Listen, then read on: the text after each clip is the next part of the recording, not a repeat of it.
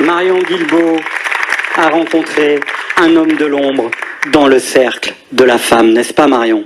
Eh bien oui Didier, je suis en régie du Studio 105 dans l'envers du décor et ça tombe bien parce que je suis avec Damien Bertrand.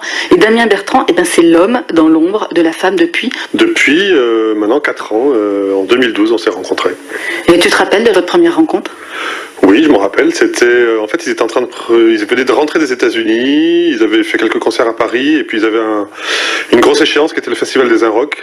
Et ils avaient besoin de quelqu'un pour faire le son. Et donc on a passé une journée ensemble. Ils étaient déjà installés depuis plusieurs jours et j'ai découvert leur musique ce jour-là.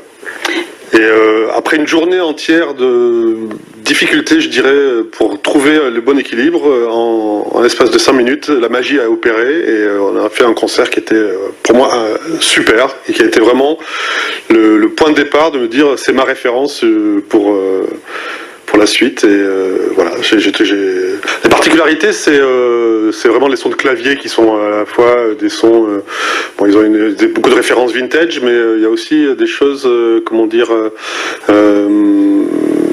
beaucoup d'analogies entre les guitares de Sacha et les claviers de Marlon, où il y a beaucoup de sons, on ne sait pas trop si c'est la guitare, si c'est le clavier qui joue. Donc ils sont 6, ils ont chacun une personnalité, et je trouve que cette personnalité se retrouve dans leur façon d'aborder leur instrument, et c'est vraiment ce mélange-là qui fait que ça devient la femme en fait, quoi. En tout cas en concert. Il y a eu des difficultés avec eux ?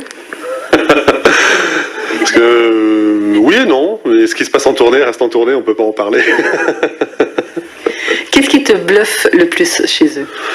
C'est leur liberté.